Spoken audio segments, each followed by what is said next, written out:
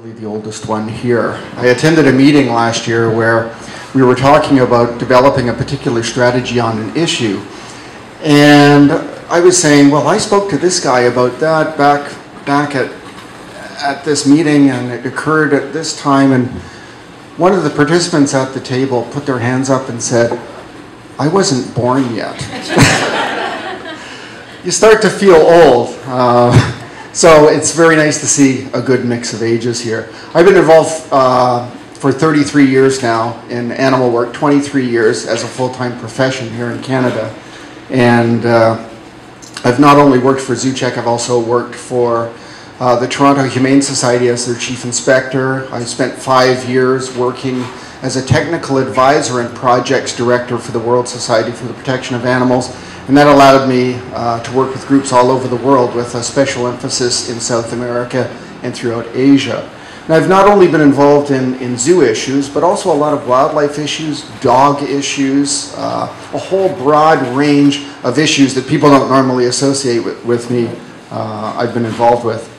What I want to do today is to present a super condensed, really rapid fire version of a workshop that I gave in Bangalore last year for a bunch of Indian activists, and then after that in New Delhi for the Federation of Indian Animal Protection Organizations.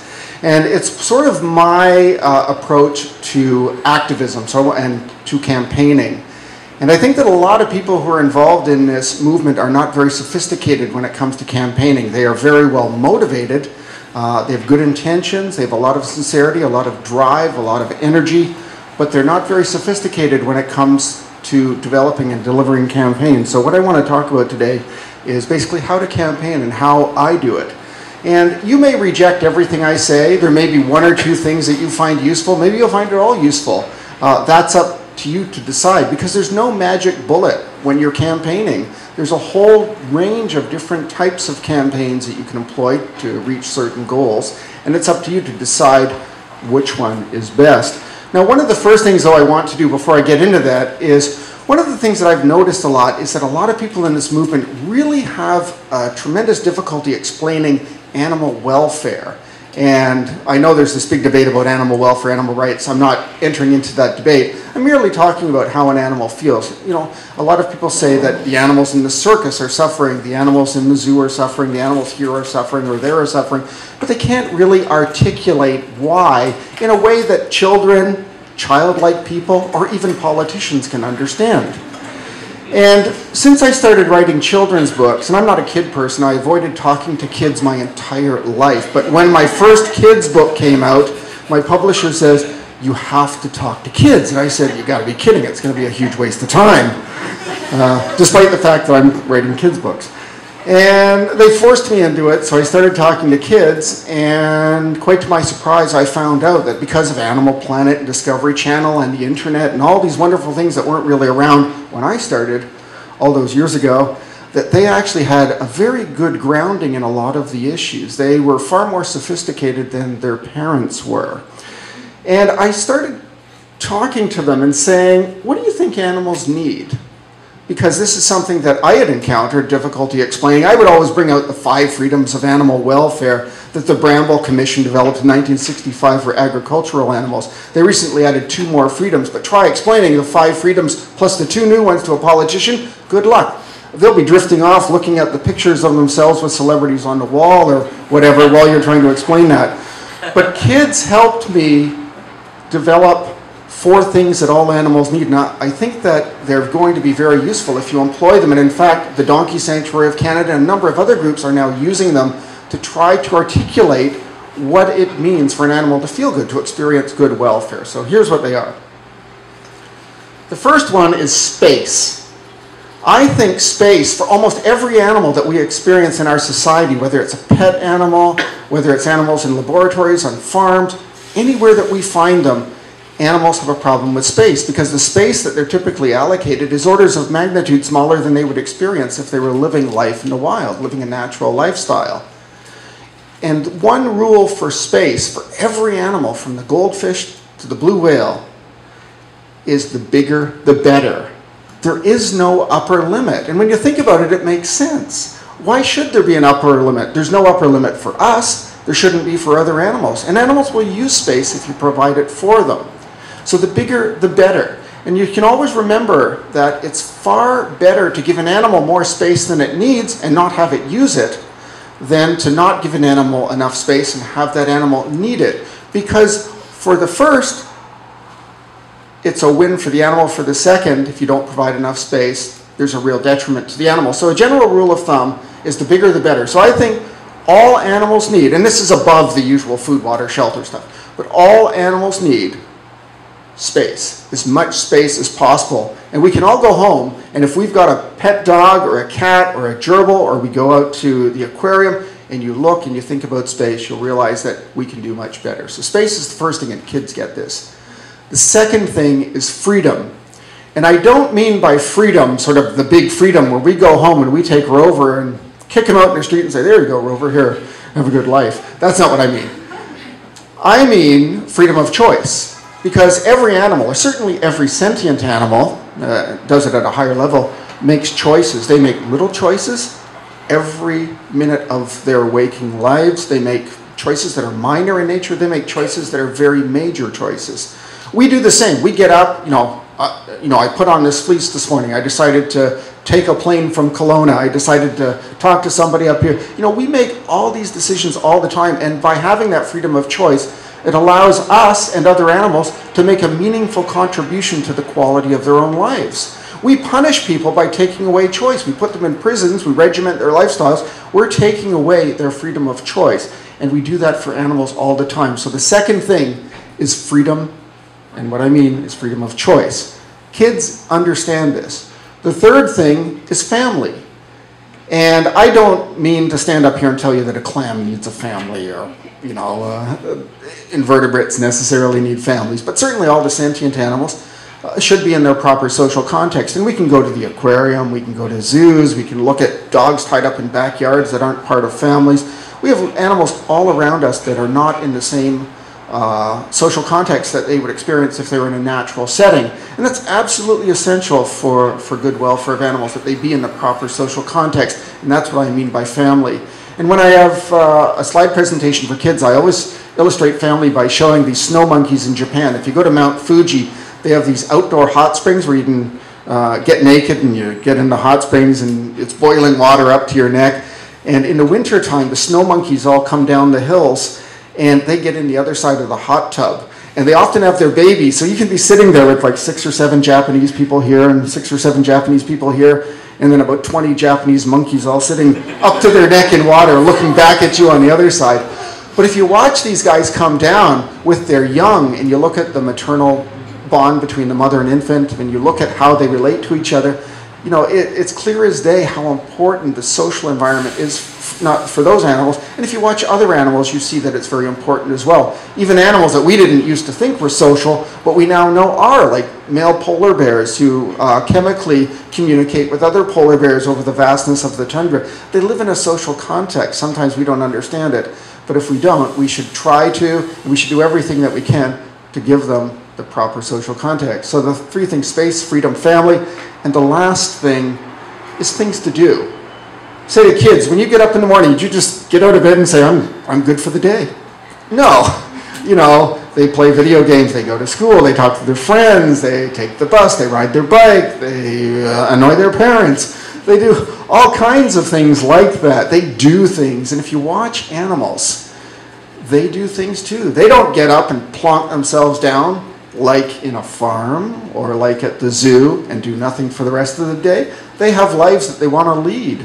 They've evolved over millennia to do things. So animals should be doing things. And we can go to a pet store here. We can go to the aquarium. Again, I'm picking on them. We can go out to the Greater Vancouver Zoo. We could probably look in just a lot of people's homes and find animals that don't have things to do and don't have those other things. So if you only take away one thing that I say today, I think if you take away the 4 things that all animals need, space, freedom, family, and things to do, that you will be able to articulate to people what animals need. Because I've tried it time and time and time again, like I said before, even with politicians, and they get it. Okay, on to activism.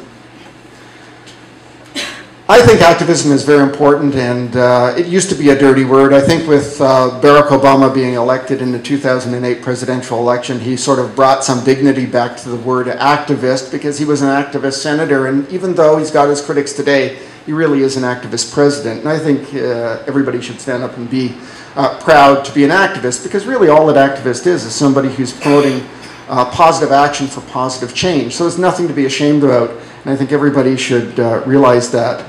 Now, when you're an activist, it doesn't matter what field you're in, you're going to encounter enormous challenges, especially in a society like we have here in Canada. There's cultural, legal, political challenges, there's economic challenges. You could rhyme off a whole range of different challenges that we're going to face, but it doesn't mean that you can't be effective. Now, one of the things that we have to realize here in Canada is that our political system is inherently unfair and tends to gravitate towards siding with power, money, and influence. But occasionally, just every once in a while, our system here in Canada will be receptive to good people and good ideas, and it's important to remember that. You should also remember that generally, in any political system, the game is fixed. So the people who are in power try to fix the rules so that it favors whatever they want, and it doesn't favor and isn't receptive to the messages that we're trying to promulgate out there. So if you go into it realizing that the system is inherently unfair and a lot of times the game is fixed, you're going to not be as frustrated because you know right from the get-go what you're up against. Now, there's basically three kinds of campaigns, at least is the way I see it. There's finesse campaigning, and what I mean by finesse campaigning is a campaign that's done as a very small campaign that's usually involving behind-the-scenes lobbying, a lot of negotiation or compromise, and a relatively small number of players. And every single campaign that anyone starts should initially be a finesse campaign, because it's a lot easier to work with a small group of people than it is to change the attitudes of a city or a province or a country or the entire globe on an issue. If you can accomplish something with a finesse campaign, do it, because it'll make your life a lot easier. The second type of campaign that usually results when a finesse campaign doesn't work is a public pressure initiative or a public pressure campaign.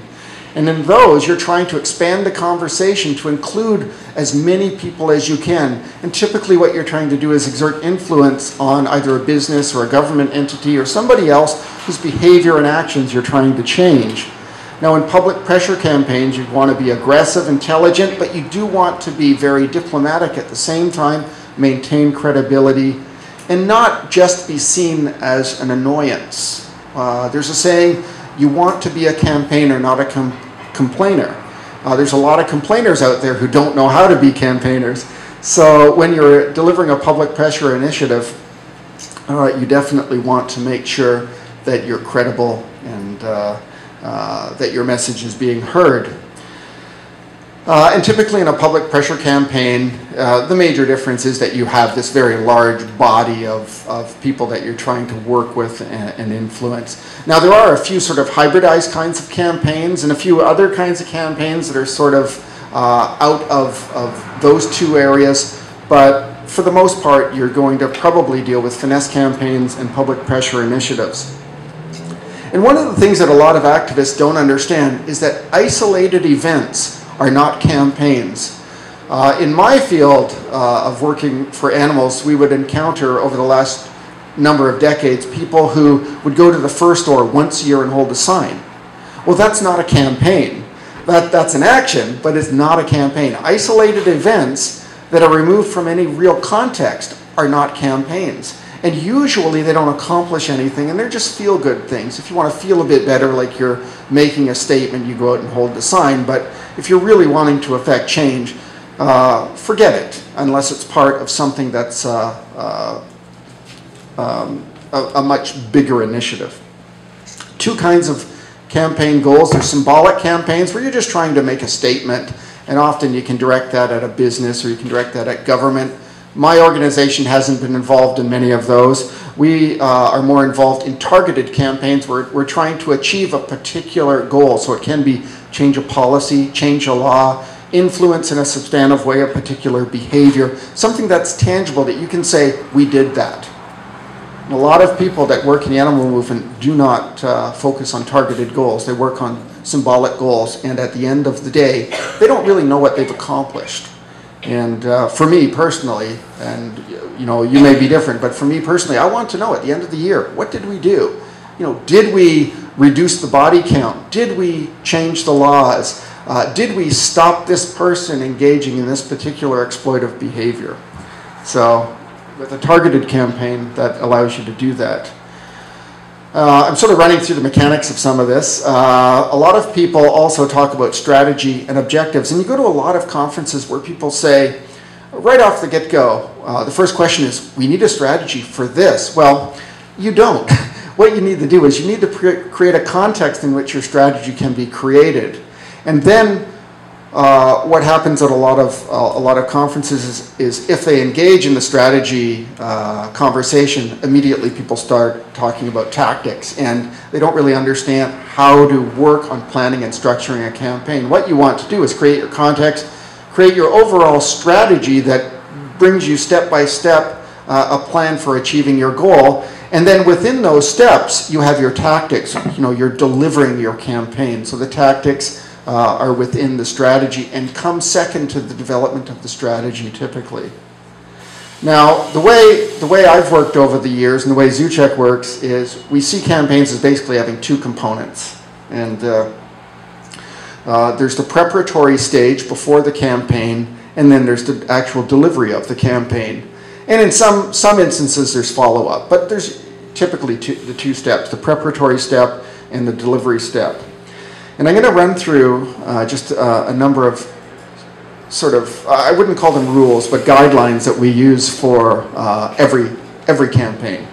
The first one, 3 words: research, research, research. You cannot know enough about your subject. And if you want to be credible, you have to know everything that you possibly can know about that subject. I was speaking about this just a little while ago to Camille. And I was saying that in my experience, a lot of people don't research. They get engaged in issues and they don't really know what they're talking about. I'll give you a few examples. One of them that we dealt with is circus issues, where you get a lot of local groups that go out and they want to fight the circus in their community. And by circus, I mean the animal acts in the circus. And I say to them, well, have you read these books? No. Have you seen these reports? No. Have you spoke to anybody? No. Have you ever been to the circus? No. Well, how on earth, if you know nothing about it, if you've never experienced it, if you've never read about it, if you haven't talked to the workers, how could you have any credibility at all? And then you ask them, okay, you want to get a bylaw in your community. How does it work? Do you have to deal with a committee of the whole? Do you have to deal with a subcommittee of council? What's the process? I don't know. They don't understand the process for affecting change either. And these are enormous hurdles to overcome, and they're hurdles that are self-imposed, that don't need to be there, because if you do your research and you understand the issue and you understand the process by which change occurs, then that allows you to develop your context for your campaign, your strategy, and your tactics. Because without that research, you can't do it. It's like feeling around in the dark in this room trying to find a penny. You know, you'll be very lucky if you ever do find it. So research, research, research. The second thing, analyze your strengths and weaknesses. A lot of people don't do this. They may be the worst public speakers in the world, but they're always the ones who are out there in front of a crowd speaking. I know a guy who had no fashion sense. I will not say his name, but he's a longtime animal activist in Canada. And he would always be the media person, and he would show up wearing Bermuda shorts, one time in a lab coat with his toes sticking out of these old running shoes. And you would say to him, do you think that's sort of appropriate since you're sort of the animal rights spokesperson for your community on these issues? And he goes, is it a problem? He just didn't get it. So, you know, you have to look at yourself and really be your own worst critic and decide where are your strengths, where are your weaknesses. You have to do that as a collective or a group. And if you have those weaknesses, and you still want to do public speaking, well, swallow your pride and don't do it and get somebody else to do it. Or if somebody's a better writer or somebody has a better skill, you know, swallow your pride, be your own worst critic, and get somebody else to do it. So analyze your strengths and weaknesses. In your plan, you have to be strategic about everything you do. Make sure it advances your goal. Because if it doesn't, it's not worth doing. A lot of campaigners or complainers in Canada, they seem to see campaigns sort of like a funnel, where you've got, you know, you pour the water in a funnel and it all funnels down here. Well, they look at it the other way. They start off with their goal, and then, you know, they're shooting off in this direction, in this direction, in this direction, in this direction, and pretty soon they're getting nowhere. Well, what you have to do with a campaign is you have to look at your core goal as the top of the funnel. Where you're starting is the bottom, and everything you do within your campaign has to direct you to the top part of the funnel, the upside down funnel. And if it doesn't, then don't do it. You have to maintain focus on your core goal. A lot of people get sidetracked into wonderful, wonderful things, but they just dilute what you're trying to do, and they may sabotage it completely.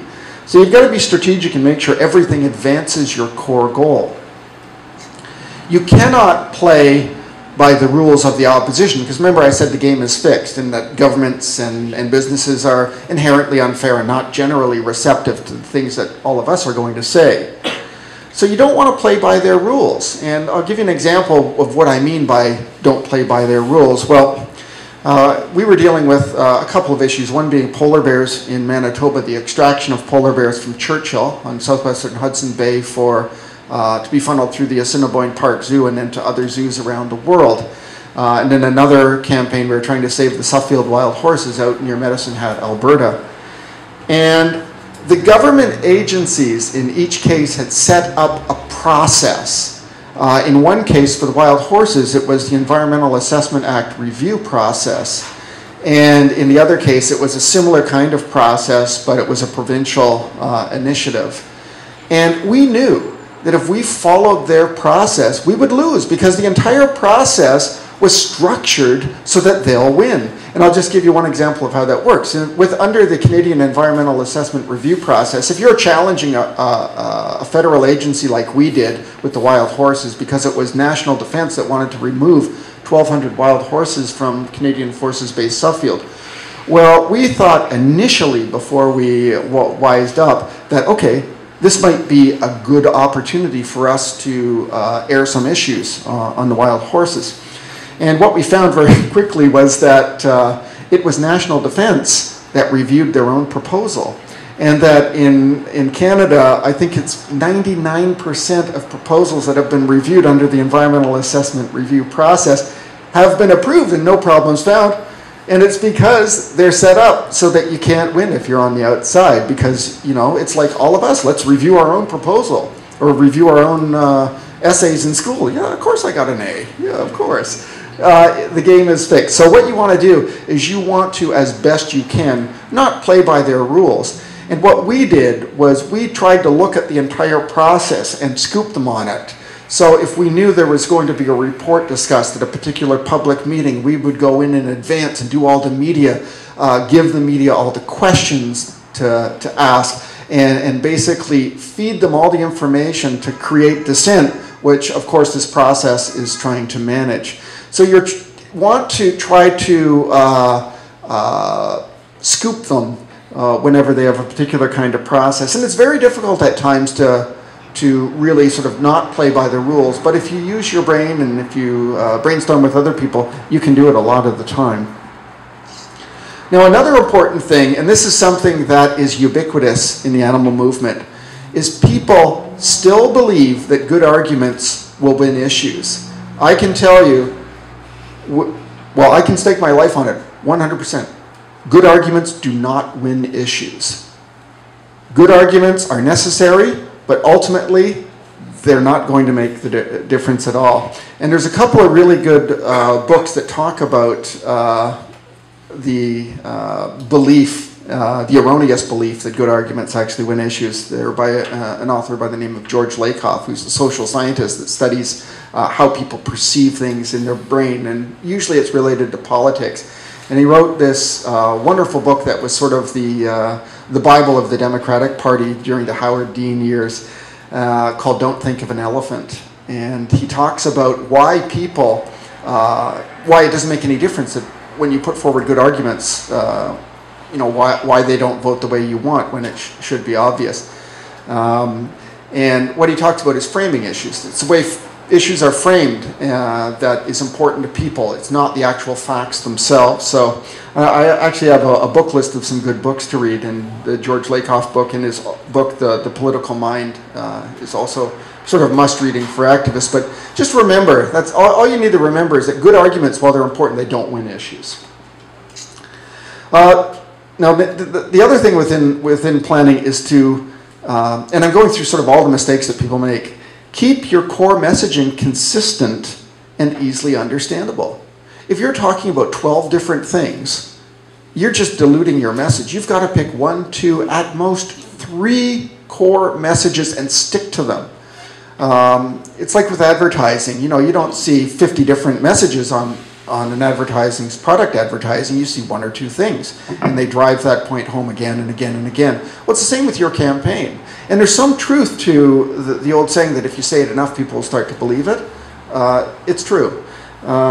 So keep your core messaging consistent and easily understandable. And if you can find smoking gun images that convey exactly what you're trying to say without words, use them. And I'll give you 2 examples of smoking gun images that were very effective in their time. One was on the seal hunt issue, where you had the sealer raising his club with, raising the hack-a-pick with his foot on the baby seal, and he was about to club it. Well, that image was a smoking gun image. You didn't need to say anything. You could look at that, and most compassionate people would look at that and instantly understand what you're trying to do. We had another example with the polar bear issue in Manitoba, where we did an investigation around the world, and we found this one bear that had come from Churchill that had a climate-induced skin condition. And this bear had lost most of its fur and was covered in these horrendously disgusting scabs all over its body, and it was rubbing itself red raw. And we got that onto CBC and then CTV, and it was aired all throughout Manitoba. And that was the smoking gun image that was one of the turning points for that campaign, because people looked at that. We were saying don't export bears, especially to the tropics, because they're going to suffer as a result. Well, people saw that image and they said, now I get it. There didn't need to be any explanation beyond that. So if you can find those kinds of images that tell people exactly what you're trying to achieve without words, they're like gold, and use them. They're called smoking gun images. Be prepared to move incrementally. So many people in this movement want to go from here to here. That rarely ever happens. Usually you go from here to here to here to here to here. You move incrementally. And a lot of people will say, well, that's so frustrating, that's really bad. But it's not, because you can use that to your advantage, because it allows you to establish short, medium, and long-term goals. It allows you to stagger the workload. Instead of having this huge, overwhelming bunch of tasks, by knowing that you're going to move incrementally within your developed plan, you can actually stagger the workload and make it manageable. And I've seen some pretty staggering workloads that even one person has handled. With each successful step as you move towards your eventual goal, that breeds enthusiasm. You achieve this step, and then this step, and then this step, and people start noticing and they want to be a part of it. It breeds enthusiasm. It's contagious, so it allows you to actually build your campaign when you move incrementally. Establish a paper trail. This is another thing people don't do. It's just really crazy. A well-kept paper trail is an incredibly powerful campaign tool. You see them in court actions where every little thing is documented. Well, that's what your campaign should be like. It should be like you're preparing for a court action. Every conversation you have about an issue, you should write the time, you should write the date, who you spoke to, a synopsis of the conversation, every letter that you receive, every email. Everything should be documented and filed, because you never know what you think is an inconsequential bit of information now may be pivotal later on. And in many campaigns, that's been exactly what happened. Something that was really sort of insignificant at first turned out to be something that really turned the tide later on. And you can have those things at your disposal by establishing a really good paper trail. A lot of people pick up the phone, they talk to somebody in government. Who'd you talk to? I don't know. When was it? Oh, a couple of weeks ago. What'd they say? Well, they sort of said, no. You want to keep very careful track of everything you do. Keep copies of all written communication, all email, and some type of documentation on all your verbal conversations as well.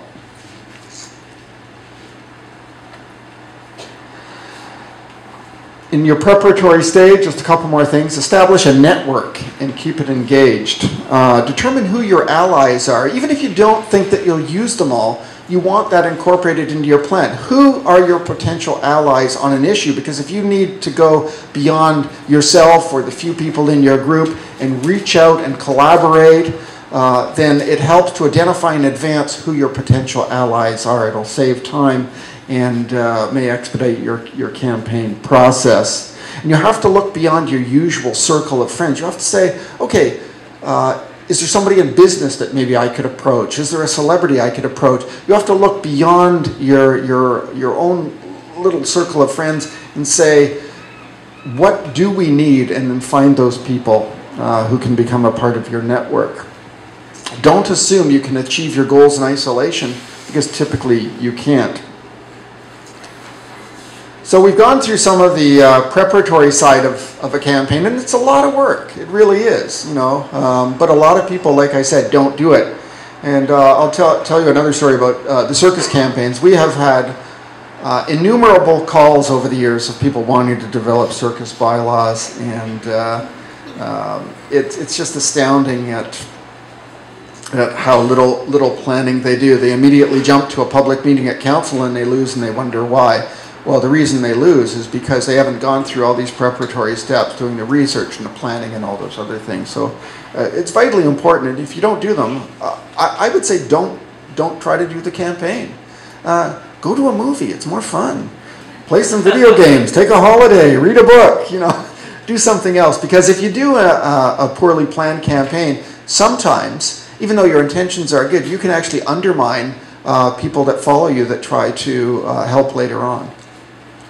Okay, delivery of the campaign, the big second stage. First thing, engage the decision maker. You want a specific goal. Well, you have to know who can make the decision, who can make that goal happen. So you want to engage the decision maker, and if you can, you want to establish a relationship with them. And then once you have established a relationship, you want to maintain an ongoing dialogue. I've met with people who are working on issues, and they go to a committee member of a provincial government or a city council or something, and you know the chair of the committee is the decision maker, whether the issue gets heard or moves on or whatever, and they don't talk to this person, and they don't establish a dialogue. And I've had people say, well, Joe Smith is the guy, he's the decision maker, he can make it all happen. I said, well, when did you talk to him? Well, we phoned him 6 months ago. And I said, what did he say? And he goes, well, you know, he was sort of okay. He was very polite and, you know, wasn't entirely closed-minded. I said, well, how many times have you contacted him since? Well, we haven't. We don't want to bother him. Well, you're throwing away an opportunity there, because what you want from every meeting is another meeting. What you want from every phone call is another phone call. You want to establish a relationship and a dialogue with these people. When you walk into a room, you want them to know who you are. And you can only do that by establishing a relationship, because politics, whether it's in business or whether it's in government or in other fields of endeavor, is all about relationships. So you have to establish relationships, if you can, with the people who are making the decisions. And if you do, that establishes credibility. Because if you phone up as, you know, you're phoning up Joe Smith, the guy who can make the decision. You say, hey, I'm Phil Smith. Remember me from 6 months ago? No. But if you phone up after you've had a number of different conversations with him, and you've engaged this particular person in other ways, well, they know who you are, and you've got a little bit of credibility, and you've got your foot in the door that might not be there if you just do that single contact. So engage the decision maker. if you've got somebody who's an opponent that isn't the decision maker, engage your opponent. You want to meet with them. You want to use your initial meetings as fishing expeditions, finding out, what do they really think? Because we often make assumptions about the motivations for particular actions or behaviors, and they're entirely wrong.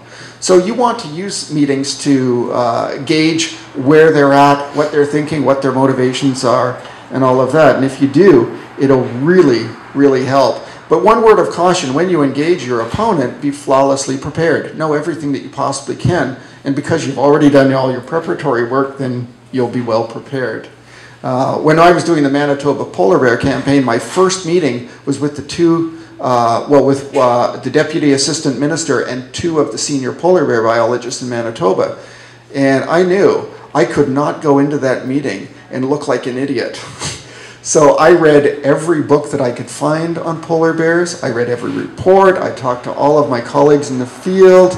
I did this intensive research so that when I went to the meeting, it wouldn't be like after the meeting that they would be saying, yeah, they're well-meaning but don't know anything. I wanted to be credible. So it really, really helps to be flawlessly prepared. Never, ever, ever, ever go into a meeting without your own agenda. And if there's no agenda, you walk into a meeting, say, I took the liberty of doing an agenda for the meeting today. They may not like it, but they'll respect it. So have an agenda. Always have an agenda. If you go into a meeting without an agenda, it's usually a waste of time. If you're trying to achieve a specific goal. And then the other thing is never in a meeting reveal your game plan. You can tell them little bits and pieces about things you're doing, but never tell them what your strategy is. And so many people do that. They actually walk into meetings and they tell the opposition what their strategies are. I'll give you an example where it's worked in the other past. My group we campaigned in removing the Toronto Zoo elephants down to California. And in fighting with the zookeepers, they weren't very bright. They used a Facebook page to discuss their strategy. And of course, we're looking on their Facebook page saying, wow, this is remarkable. How could they be so stupid? But they're discussing all their strategies. So it was a lot easier for us to deal with them. Well, it's the same, if you walk into a meeting and divulge your strategy, then they're going to figure out ways to manage your dissent very, very quickly. So never reveal your game plan. And remember also that it's not being at the table that counts. A lot of people think it is. Oh, I was invited to be on this study group, or I was invited to this minister's special meeting, It's not being at the table that counts, it's what you leave the table with. And like I said before, at the very least, what you want to leave with is an opportunity to meet again and discuss your issues. Use the media. This is another huge mistake. Use the media as a tool. A lot of animal people in Canada seem to think the media is the goal. Well, the media should never be the goal. Unless you're just trying to create a statement for a symbolic campaign. But in a campaign where you're trying to achieve a goal, media should not be the goal. Media is a tool, it's a tactic that helps you deliver components of your strategy. And a lot of people make the mistake of always wanting to get in the paper about everything, and sometimes it's actually counterproductive. You may aggravate a particular politician that you're trying to cultivate by getting in the media and talking about issues. You have to use the media as a tool and really be careful about how you use it within the context of your campaign. You've got to cultivate reporters, editors, and editorial boards. And this is what a lot of animal people don't do. If you walk into a room full of reporters, if you're a Vancouver-based activist at a press conference, most of those reporters should already know you. Say, hi Bill, hi Sally, hi so-and-so. It's very important that they know you. You should cultivate them. Get them to realize that you're credible, that you're reasonable, that you're intelligent, that you're well-researched, that you may be able to provide them with a good story. Establish relationships with them.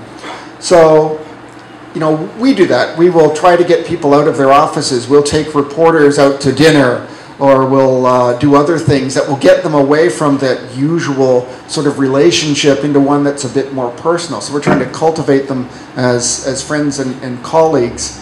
And now, like with the Toronto Elephant Campaign, we'll walk into a press conference and it's like, hey, everybody knows us, and they know who to talk to for certain things and all that. It really helps when you cultivate reporters, editors, and editorial boards. And it starts with a phone call. It's just establishing a relationship. You get people who are in politics. They may be working with an opposition party their entire careers, and they're in some back room at a dim little desk, and they're writing out their policies that they want to see in place, and they're spending their entire career pushing and pushing and pushing, and they never, ever see the light of day. They probably go from their desk into the garbage can. Well, those people, sure, it'd be wonderful if their policies that they were promoting and that they'd written up and researched and all that were adopted. It would be great. But those people aren't doing it because they think those policies and all that are actually going to happen. They do it because they love the process. They're political junkies. They love the political process. And we all have to learn that ourselves. We have to learn to love the process of change.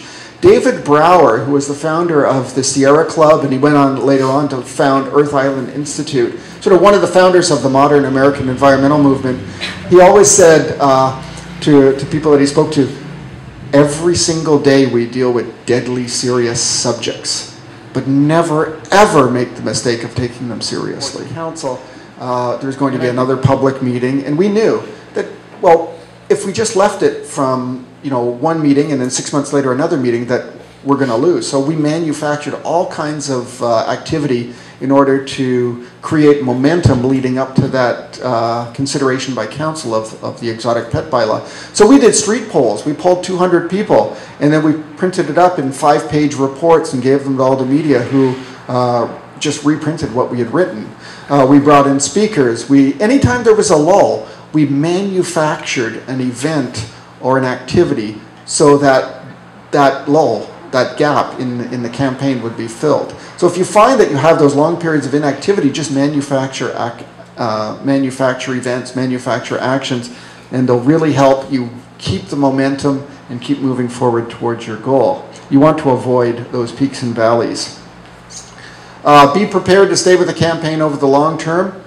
I'm still working on one now, 26 years later, still working on the same campaign.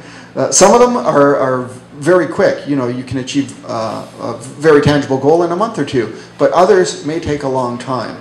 And if you're dealing with the federal government, you're looking at generally for a major initiative about a 15-year cycle. Provincial initiative, it could be anywhere from 2 to 10 years. Municipal level, it's usually much quicker. So you may be faced with something, depending on what you're doing, that will take a long time. So if you're not prepared to be in it for the long haul, then put in mechanisms that allow people to replace you. Because the worst thing to happen is just for a campaign to be dropped midstream, because then it's all wasted effort. Remember, there's 4 stages to every campaign. The first stage is they ignore you. Second stage is they ridicule you, often personally. Oh, they're well-meaning, granola eating, grass-smoking hippies. They do all that kind of nonsense. So they ridicule you. If that doesn't work, you move into the third stage of every campaign, which is that they fight you, and they often fight very vigorously. I'll give you one example. When we were working on the City of Toronto circus bylaw, Ringling Brothers and Barnum and Bailey Circus spent $250,000 fighting us. They hired undercover operatives at $10,000 a month to infiltrate the groups. They actually broke into council people's offices in the City Hall in Toronto. Like, they will fight a lot of these industries, so you got to be aware of that. But then if you reach stage 4, there's acceptance. It may not be everything that you want, but a lot of times stage 4, they'll adopt some of what you've been trying to promote. Another thing too is that recognize that even if you don't achieve sort of your big goal, that if you do a proper campaign, you can have tremendous influence. And I get a lot of questions from kids. They say, what's your biggest achievement, or what's Zoocheck's biggest achievement? And they expect you to say, well, moving these elephants or rescuing these animals, closing the zoo, this policy change. And I say, no, the biggest achievement is being able to exert influence on processes that lead to policies and laws and actions by these different entities. So remember, even if you don't achieve the big goal, you can still have tremendous influence. You could make something that was going to be terrible sort of not so terrible. And that's not a bad thing. That's a good thing, because that creates a higher bar for the next person that comes behind you to start working on that. So the two big areas are the preparatory area. I cannot overestimate the importance of that, and then the delivery has to be done in the right way, or else it doesn't work. Now, I just want to finish with something that I came up with a few years ago. I don't think it's original. With 7 billion people in the world, I'm sure, well, certainly I've never probably had an original thought in my life. But I wanted to tell you the 7 guiding principles of activism. I think they're worth listening to. Number 1, be a participant, not a spectator. Find your place in the continuum and work on it. And what I mean by that is that so many people, especially in Canada, are bystanders. They see problems and they just let them go by, and they go on with their lives and they don't do anything about it. Well, don't be like that. And I'm not suggesting that anyone in this room is like that. You know, I think that just because you're here, you're not like that. But so many people are. But I think it's important within that, when I say find your place in the continuum and work on it, you know, we all can't devote our lives, become full-time activists, or go overseas and work on projects, or, you know, we may only be able to do a half hour of emails a week or whatever. Well, we have to find our place on that continuum, and if it's a half hour a week doing emails, well, let's aim to move that up to an hour or 2 hours or whatever. Find out where you are on the continuum and always seek to improve. That's very important. Number 2, base yourself in reality. Like I said before, know that our system is relatively indifferent to right or wrong. If enough political influence, raw power, or money is present, but that it's also able sometimes to listen to good ideas and good people and actually make change happen. 3, if you want to influence the system, don't be faint of heart, lacking in guts, or without brains planning an organization. Change takes more than just the proverbial eternal vigilance. You have to know how to affect change to make it happen. You got to be smart about it. Number 4, this is one that a lot of people make a mistake on. Don't always think about just problems. Think about solutions too. Because sometimes if you just talk about a problem, you'll get a particular person or group or business or government say, well, no. But if you offer a solution, sometimes they'll say, wow, we never thought about this. This might actually work. Let's do this. So don't always just think problems. Sometimes you have to think solutions as well. Number 5, relish the victories and learn from the defeats. If you do not learn from your defeats, you're an idiot. Stop doing this and go to movies and play video games and do all that fun stuff. So relish the victories and learn from your failures. Failures are extremely good learning experiences, because if you look back at every step of what you've done and analyze it, you can often find out where you made those mistakes and then not make them again. Number 6, this is the only one that I might suggest is original, but maybe not. It's something I live by. Expect nothing, and you'll never be disappointed. So many people are so depressed when things don't happen the way they want, when the decisions aren't made. Well, if you never expect them to be made in the first place, you're never disappointed. And if they are made, it's like, wow, this is great. Now, that's not to say that you go into a campaign thinking nothing's going to happen, because you have to have that positive belief in yourself and what you're doing. But I think in the back of your mind, you should be expecting people not to do the things that you want them to do. And if you do, you're not going to be disappointed, because that disappointment leads a lot of people to burn out.